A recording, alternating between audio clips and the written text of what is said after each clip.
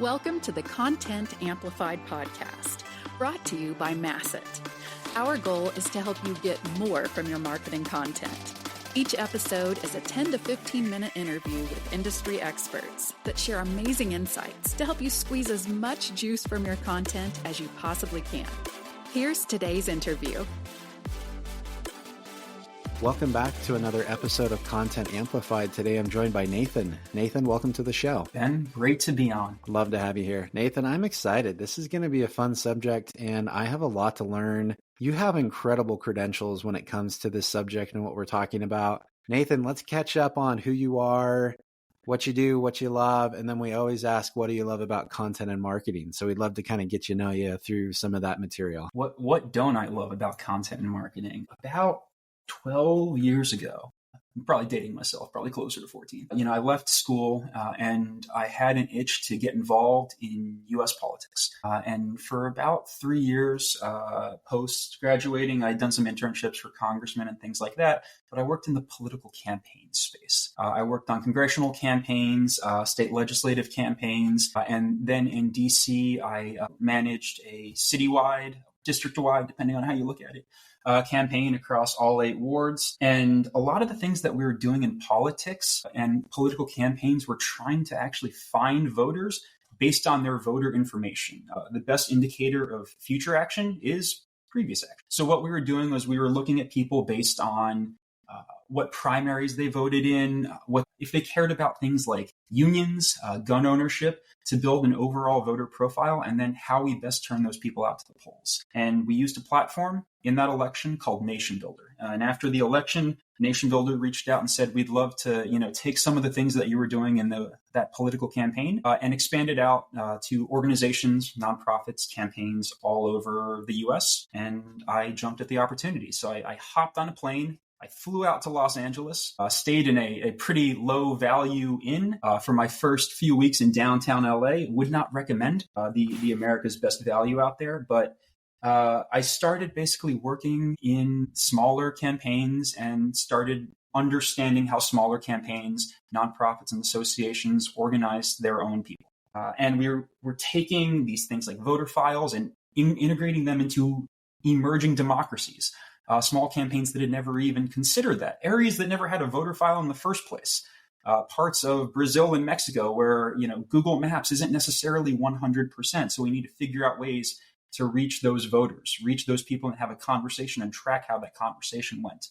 And after about, a year there, I shipped out to DC, helped them open up their DC branch. And then I joined a firm called DKC, which is where I work today for the past almost 9 years. And DKC is a traditional communications firm that at the time was building an entire arm around how we actually reach people outside of just political campaigns, but on the communication side. So how do we actually make sure our clients are seeing the content that our PR team is actually getting out there? How do we make sure their audiences are actually seeing that? How do we amplify that content? How do we take some of the things, because we had a team largely built in political organizing, how do we take some of the strategies that we implemented in politics and turn it around to consumer packaged goods, for example, to sports ticketing?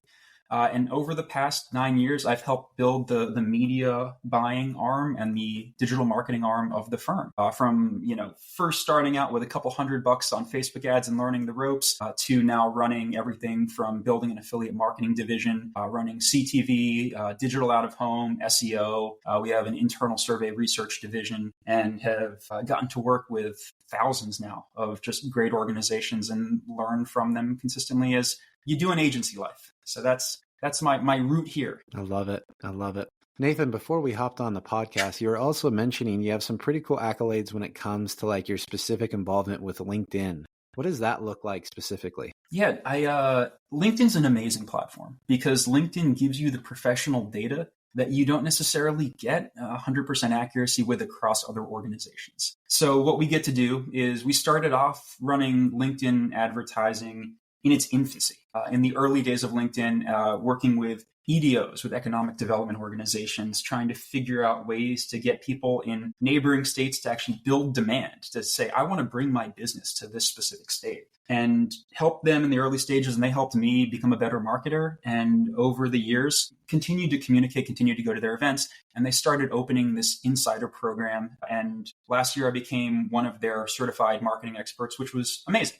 There's only about 10 or 12 of us in the entire United States, about 50 or so per class, so about 100 overall worldwide. And we'll be flying out next month to go do a little bit of a training for their third class, which will mean that 10 will probably go to like 15 or 20. But for now, I'm in that 10%-ish, which is quite nice. It'll go like 5 soon, but we won't say too much about that. I love it. Well, Nathan, we're going to talk about a fun subject. It's super timely as well. There is this momentum around this concept of zero-click content. And, these ideas that platforms just don't want to relinquish users. They don't want to send them elsewhere. And we often think about its impact on, this content and the marketing that we're doing, kind of the organic reach, but it's also impacting paid advertising. So from your perspective and all of your expertise, what are you seeing with this movement, and how is it impacting maybe both things, the organic and the paid advertising fronts? What are you seeing? Definitely. And we'll start off with like a big holistic 30,000 foot view of zero-click content marketing, because I think that's important, because it's a term similar to marketing that means a lot of different things. If I tell you marketing, you go, okay, well, which type of marketing? When we talk about zero-click content marketing, it can be everything from search engines, not necessarily wanting to give up clicks and keeping people on their searches, to a platform like LinkedIn, where the longer form content is actually going to, perform better with the algorithm than if they have a URL and they take you off site. But overall, your big picture is it's basically creating longer form or shorter form content that is meant for on-platform consumption. So it's not necessarily, here's a URL, go click it and leave Facebook. It's how we keep people on the platform. And we're seeing it increase more and more in search engines in particular. About 60% of searches as of last year are now no-click searches. People are actually they're Googling a question and they're getting their answer without having to click on a different URL. And we're seeing it across the board. And in paid advertising, it becomes interesting. And I know you have a background in demand generation. The platforms are more and more incentivizing campaigns that are lead generation versus conversion off-site when we're running things like B2B marketing. So what that means is I can give you an actual form through an ad on a website, or I can give you a form that keeps you specifically on that channel. And you can fill out that form on that channel. And then a platform like LinkedIn even allows you to view the document you wanted to download in the first place if you're running demand generation on that channel without ever having to leave the actual app or leave that website. And what we see is incredibly stronger returns and results when you keep people on platform versus going off site, to the neighborhood of 75%, 80% more efficient, keeping people on site, keeping people within their own feed, receiving ads, receiving content, receiving specific asks in the B2B space, versus sending people offsite to a form and saying, fill this out, even optimized around conversions. It does not perform well traditionally. I've seen a couple of exemptions, a couple of times it doesn't work out, but in the thousands of times we've done this, it almost always performs better when you keep them on platform. I think that is an incredible summary of zero-click content and the motivators. Obviously, if I'm a platform and I've spent all this time and money and effort getting a user onto my actual site, I don't want to be the mechanism to just drive them somewhere else. Like it makes sense. Like anyone with business sense would say, yeah, I get that. I get why they want to do that. How do you ensure quality? That's been one of the biggest things for me as I've seen in my past. When you're driving traffic to your website, there's a lot of information that the user can take in before they fill out a form, versus on platforms, usually less information that they fill out and less that they can consume. But how are you ensuring quality? Do you see a difference on those platforms? What are your recommendations? Like, should people play around with both? Should they do the on platform? What does that landscape look like now? And like, what should people actually focus on? You 100% should experiment. Just because something has worked for me and my clients doesn't necessarily mean it's going to work for you and yours. And that's important to say, because I can come to you and I can say, here's what I have seen be the most effective for me. And I guarantee you can find a marketer that has the exact opposite experience that I have, because they've worked on entirely different verticals of clients. I've worked on many, but there's going to be certain verticals within the startup space that honestly I've never touched. But the thing that we've seen work really well is you can't specifically start with the direct ask. You can't expect people to go to your website, view all of your content. You need to have it there. You need people to know. You need the social proof that says you are a legitimate organization if you are not a household name. And you can do that through a couple of different ways. One of the best ways we've seen is through amplification of positive press. So we actually start with name brand household PR outlets. And when they publish stories, it's one of the benefits of being at a PR firm is we have the integration directly with the actual PR. But when we get those stories, we can put a targeted paid ad spend behind them, and we run awareness-based campaigns. Now, oftentimes in those awareness-based campaigns, they are going to link off-site. However, what your key is going to be to make sure your number one thing that you want people to remember. Hey, we are in Bloomberg. We are on the BBC. We want people to know the first or second sentence at the very least of that takeaway. So we're actually taking a little bit of the brand and we're taking the key takeaway of the article. We're amplifying that content to our audiences, and then we're following up. And oftentimes marketers, we talk of funnels of engagement. And my favorite is the journey. It's a customer or consumer journey. That's how I view it. And in the early stages, you don't skip automatically to the direct ask. You need to inform. You need to build awareness. You need to help the audience grow and understand that, look, 90 to 95% of the people that you're trying to communicate with are not necessarily in market at that given time, but you need to be top of mind when they are. And you're going to actually help them grow. You're going to educate. You're going to make sure that they are aware that you are the person to reach out to, or your company is the company to reach out to when they need that specific item or when they need to communicate about a potential sales need. So it's not just a communication of direct outreach, give me your contact information, don't worry about anything else, here's a white paper, and we're going to call you the end. You need to grow. You need to have executives on your leadership team in front of them saying, look at all this great content. It's a 360 campaign. It's why you have mixed media approaches in these types of organizations. I love it. So I love how you talked about at the very beginning, you're going to do awareness. You're going to try to get them to associate your name with something bigger, reputable, or a legitimate business, or someone that you should respect and trust. How do you, moving further in that journey or further down the funnel, what are the different types of initiatives that we should start to focus on when it comes to paid advertising to help them at those different stages? And especially with this concept of how do we keep them on the platform to adhere to the zero click, kind of content and movement as well? It's a great question. Each different stage is going to have different forms of targeting. It's going to have different forms of content. One of my favorite examples of this is we do a lot of work with sporting and convention events around the United States. And oftentimes when we do these types of campaigns, we'll have ads that are very specifically, hey, you've left something in your cart. You have an abandoned cart campaign. Now, if I give you an abandoned cart campaign, and that's going to Betty in Minneapolis for an event in New York City, your odds of actually having a positive return on your ad spend or any kind of ROI are zero.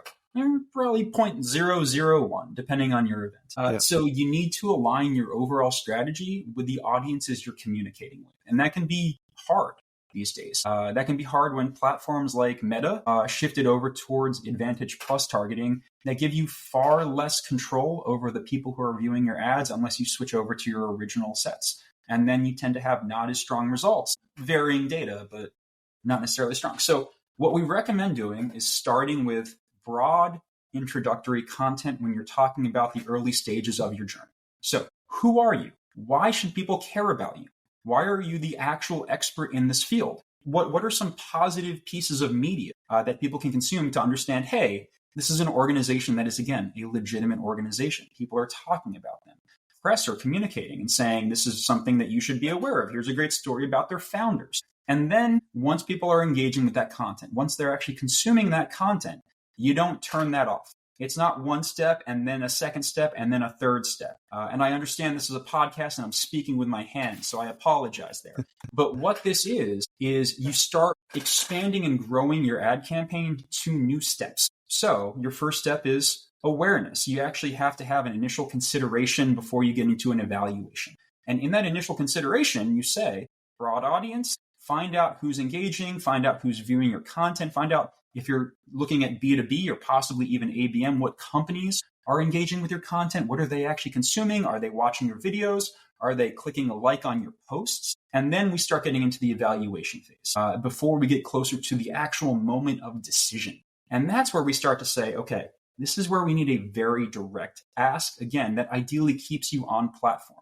Now, you do want to experiment, but you don't want that ask to take you off platform or keep you, or the more direct ask, if those people aren't necessarily already aware of you. You're going to wind up shooting yourself in the foot.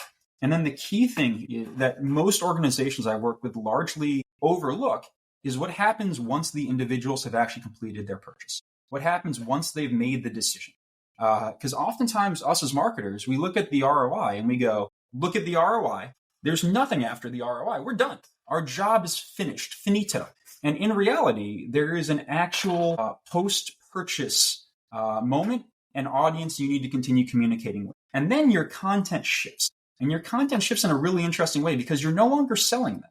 You're telling them about ways that your organization is on the cutting edge, about new product offerings, about potential upsells for folks that are already using you, about case studies, about really well-known organizations or companies or great stories that have really maximized your product. And then you have basically 3 different pieces of content that are all zero-click forms of content throughout your entire journey as a consumer. I love it. I think it's just a great call out for anyone listening to this episode. Zero-click is a movement that's really hitting hard on a lot of platforms. And it's not just your organic stuff. It is your paid advertising. There are opportunities to keep your paid audience on the platform, and they will reward you for that. And there's some great opportunities to do that. I love it. Nathan, I'm sure there are plenty of people that have questions and would love to reach out and talk to you.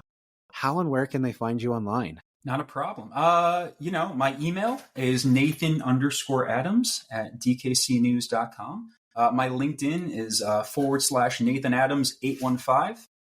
People think that there's a lot of Nathan Adamses out there. And in reality, I'm just a big fan of the television show Lost. And Flight 815 was a fairly big moment when I was a young man. But those are probably the 2 best ways. Professionally, again, Nathan Adams 815 on LinkedIn. If you have any questions, always happy to talk. Love it. And then again, Nathan, thank you so much for your time and insights today. Really appreciate it. Ben, thank you for yours. Really appreciate it. Thank you for listening to the Content Amplified podcast. Please subscribe and leave us a review.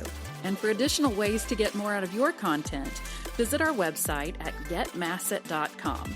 That's getmasset.com. And tune in next time to the Content Amplified podcast.